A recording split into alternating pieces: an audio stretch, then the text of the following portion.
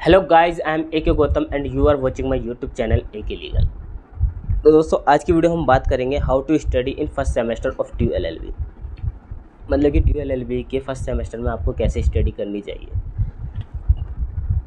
LLB जो है वो बाकी कोर्सों के मुकाबले थोड़ा डिफरेंट कोर्स है और उसकी स्टडी भी थोड़ा डिफरेंट तरीके से होती है। आपका जो भी बैकग्राउंड रहा हो, आप आर्ट साइड से भी हो सकते हैं, आपका कॉमर्स बैकग्राउंड भी रहा होगा, आप साइंस के बैकग्राउंड से भी हो सकते हैं, उसके बाद आप लॉ में आए हैं, तो आपको थोड़ा सा डिफरेंट तो पढ़ना है। ये तो क्लियर है कि आपको डिफरेंट चीज़ में जा रहे हैं, आप डिफरेंट पढ़ना है। तो आज की वीडियो में मैं आपको यही क्लियर करने वाला हूँ कि आपको फर्स्ट सेमेस्टर में कैसे स्टडी करनी है, कैसे आंसर राइटिंग करनी है और कैसे एग्ज़ाम देने हैं। तो चलिए वीडियो को शुरू करते हैं। वीडियो को शुरू करने के साथ ही मैं आपको एक इम्पोर्टेंट चीज़ बताने वाला हूँ DLLB में, कि यहाँ पे जो आपको है ना क्लास पूरी लेनी है, क्योंकि यहाँ पर अटेंडेंस रूल काफ़ी हार्ड है। आपको 70% अटेंडेंस मेंटेन रखनी है, वरना अगर आपकी कम होती है तो ये आपको डिबार भी कर सकते हैं एग्ज़ाम देने से। आपके वहाँ पे कैंपस में डिटेन लिस्ट लगा देते हैं और जो डिटेन लिस्ट में आ गया वो उस साल फिर एग्ज़ाम नहीं दे सकता, चाहे कुछ भी हो जाए। तो आपको इस चीज़ का बड़ा ध्यान रखना है कि क्लासेस ज़रूर ज्वाइन करनी है, वरना आपके साथ दिक्कत हो सकती है कि आपकी साल भी ख़राब कर सकते हैं। तो इसलिए आपको क्लासेस का काफ़ी ध्यान रखना है। बाकी अब हम देखते हैं कि आपको पूरे सेमेस्टर में पढ़ाई कैसे कैसे करनी है, क्या क्या पढ़ाई करनी है। देखिए, एक सेमेस्टर में 5 सब्जेक्ट होते हैं आपके, तो आपके जो पूरी 3 साल की LLB है उसमें आपको 30 सब्जेक्ट पढ़ने पड़ेंगे। तो फर्स्ट सेमेस्टर के जो 5 सब्जेक्ट हैं वो हैं आपके जूरिस्प्रूडेंस, इंडियन कॉन्ट्रैक्ट और law of tort, IPC, family. ये 5 सब्जेक्ट आपके फर्स्ट सेमेस्टर में पढ़ाए जाते हैं। अब इनको कैसे कैसे पढ़ना है और किस किस बुक्स के मदद से पढ़ना है वो मैं आपको बताता हूँ। देखिए, आपको एक तो बेरेक्ट कैरी करने होंगे, बेरेक्ट लेने होंगे, और दुक्की या बुक्स ले सकते हैं आप। मतलब काफ़ी पब्लिशर्स की बुक है, आपको जो अच्छी लगे आप उसकी लीजिए। और एक केस मटेरियल होता है जो हमें कॉलेज खुद प्रोवाइड कराता है, और वही हमारा रियल सिलेबस होता है कि केस मैट के अकॉर्डिंग उसमें हमारा सिलेबस दिया जाता है। First unit, second unit, third unit, और उसके नीचे केसेस होते हैं। वो केसेस लैंडमार्क केसेस होते हैं सारे, और वो हमें पढ़ने होते हैं, और उन्हीं पे ही क्वेश्चन फ्रेम हो जाते हैं कई बार। देखिए, जूरिस्प्रूडेंस की बात करें तो जूरिस्प्रूडेंस का कोई बेरेक्ट नहीं आता। ये आपको जूरिस्ट के बारे में पढ़ना है जिन्होंने लॉ पे अपने कॉन्सेप्ट क्लियर करे हैं। जूरिस्ट के बारे में पढ़ना है। इंडियन कॉन्ट्रैक्ट एक्ट का आपको बेरेक्ट लेना है। लॉ ऑफ टॉर्ट का आपको पता ही है कि ये एक कोडिफाइड लॉ नहीं है, ये अनकोडिफाइड लॉ है, तो इसका भी बेरेक्ट नहीं आता। IPC का वो बेरेक्ट है ही। और फैमिली लॉ के, मतलब हिंदू और मुस्लिम लॉ के आपको बेरेक्ट लेने हैं। तो इसमें क्या है कि आपको 2 सब्जेक्ट तो आपके थ्योरिकल हैं जिसमें बेरेक्ट नहीं है, और बाकी इंडियन कॉन्ट्रैक्ट एक्ट, IPC और फैमिली लॉ ये बेरेक्ट वाले सब्जेक्ट हैं। तो इसमें आपको बेरेक्ट की हेल्प चाहिए। देखिए, बेरेक्ट क्या होता है। बेरेक्ट में जो लॉ होता है, जो मतलब लेजिस्लेचर ने जो लॉ लिखा है वो एग्जैक्ट लिखा हुआ होता है, उसमें कोई एक्सप्लेनेशन वगैरह नहीं होती, बस कमेंट्री होती है। तो वो तो इसलिए आपको लेना पड़ता है कि एग्जैक्ट लॉ क्या है। बाकी जो दुक्की और बुक्स हैं वो एक्सप्लेनेशन है लॉ की। मतलब मानो आपने कोई सा भी सेक्शन पढ़ा तो आपने बेरेक्ट में सेक्शन तो पढ़ लिया, आपको समझ में, लेकिन जो बुक्स होती हैं वो उन्हें एक्सप्लेन करती हैं एक एक वर्ड को और केसेस के साथ साथ। तो बुक्स आपको एक्सप्लेनेशन के लिए ज़रूरी है, आपको कॉन्सेप्ट क्लियर करने के लिए। आप बुक्स भी पढ़ सकते हैं, दुक्की भी पढ़ सकते हैं। दुक्की प्रोवाइड होती हैं DLLB में, मतलब आप खरीद सकते हैं वहाँ पे जाके। और दुक्की के लिए मैं एक सेपरेट वीडियो बनाऊँगा कि दुक्की किस लिए यूज़फुल है, लेकिन आपकी अपनी मर्जी है, आप दुक्की से पढ़ें या बुक्स से पढ़ें, कॉन्सेप्ट क्लियर आपके इससे होंगे। केसमेट क्या है। केसमेट आपका रियल सिलेबस है, आपको चलना केसमेट के अकॉर्डिंग है, उसके साथ साथ आपको इनकी हेल्प लेनी है। केसमेट में जैसे यूनिट 1 है तो उसके अकॉर्डिंग ही चलना है, उसमें जितने केसेस होंगे वो सारे केसेस पढ़ने हैं। प्रोफेसर भी आपको केसेस वहीं से पढ़ाएंगे, लैंडमार्क केस, क्योंकि उन्हीं कई बार केसेस पे ही क्वेश्चन फ्रेम हो जाते हैं। ज़्यादातर जो क्वेश्चन फ्रेम होते हैं DLLB में वो वहीं से क्वेश्चन फ्रेम हो जाते हैं केस मटेरियल से। जैसे कि फर्स्ट यूनिट है किसी भी टॉपिक की और उसके नीचे 5-6 केसेस हैं, तो पेपर में क्वेश्चन ऐसा आ सकता है कि केसेस के जो फैक्ट इशू हैं वो बना के दे देंगे और आपको आंसर देना है। तो फिर आपको पता करना पड़ता है कि हाँ भाई ये वाला कॉन्सेप्ट लग रहा है, इसमें ये सेक्शन लग रहा है, और इसके साथ साथ केस रेफरेंस देनी होती है। तो इसलिए आपको केस पढ़ने बहुत ज़रूरी हैं।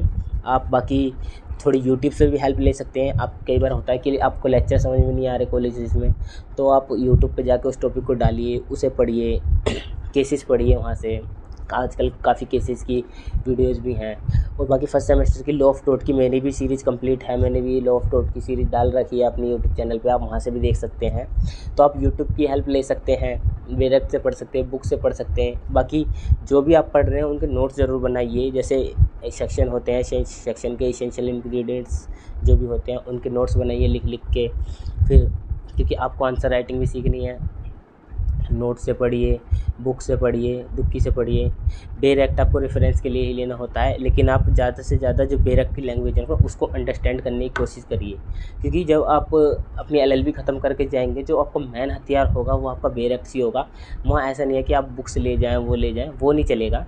वहाँ पर 2 ही चीज़ें चलती हैं, एक तो बेरेक्ट जो एक्चुअल लॉ है, और या फिर कोई केस जो सुप्रीम कोर्ट की जजमेंट हो या हाई कोर्ट की जजमेंट हो। तो इसलिए आपको इन्हें भी पढ़ना है जिससे आप इनकी लैंग्वेज से फेमिलियर हो सकें, क्योंकि बेरेक्ट में थोड़ी सी लैंग्वेज हार्ड होती है और हर एक मीनिंग का एक अपना मीनिंग होता है वर्ड का। तो इसलिए आपको बेरेक्ट से भी स्टडी करनी है कि लो क्या था। और इवन जब आप आंसर राइटिंग करें तो जो सेक्शन है वो आप बेरेक्ट की एज इट इज़ डाल दें तो वो ज़्यादा अच्छा होगा, या एसेंशियल इंग्रेडिएंट्स भी डाल सकते हैं, कोई दिक्कत नहीं है। तो ये तो आपको पता पड़ गया कि आपको किस किस मटेरियल से स्टडी करनी है, बेरेक्ट, दुक्की या बुक्स और केसमेट, इनसे आपको रेफरेंस लेनी है। बाकी आप यूट्यूब से पढ़ सकते हैं, यूट्यूब पे अच्छे अच्छे लेक्चर हैं, आप नोट्स बना के पढ़ना, और इसी तरीके से आपको स्टडी करनी है। उसके साथ साथ एक ग्रुप डिस्कशन भी अच्छा हो जाता है। जब आप अपने कॉलेज में बैठेंगे तो जितने भी अच्छे पढ़ने वाले बच्चे हैं, खैर DLLB में तो सभी अच्छे पढ़ने वाले बच्चे हैं, तो उसके साथ भी एक डिस्कशन करें लो में, तो आपको थोड़ी हेल्प होती है। उसके साथ अब मैं आपको बताता हूँ कि आंसर राइटिंग कैसे करनी है।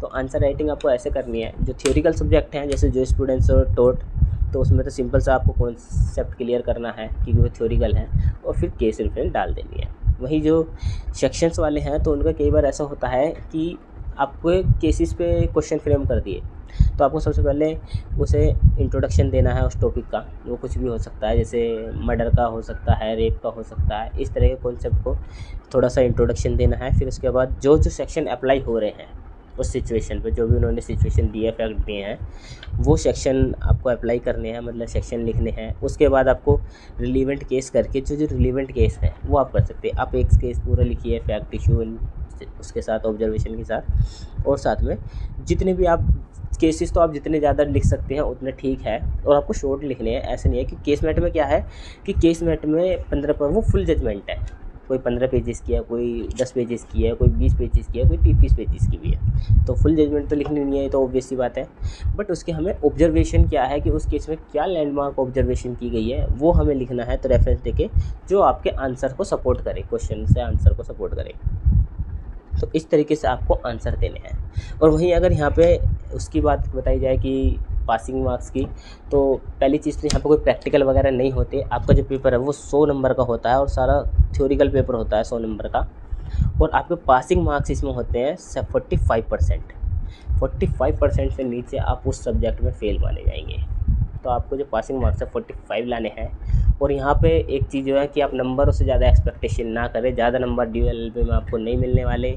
यहाँ पे जो टॉपर्स होते हैं उनके भी 60% के आसपास होते हैं, 60-62।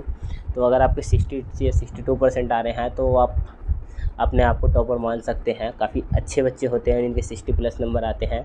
तो ये देखिए कि 45 से नीचे ये फेल कर देते हैं, और 60% से ज़्यादा देते नहीं, रेयर केस में देते हैं किसी किसी को। तो पूरी फैकल्टी 15% में सिमट जाती है।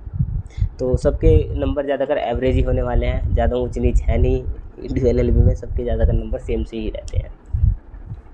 आई होप गाइस आपको पता चल गया होगा कि DLLB के फर्स्ट सेमेस्टर में आपको कैसे स्टडी करनी है और आप किस तरीके से अपने एग्ज़ाम अटैम्प्ट करने हैं। And thank you guys for watching this video.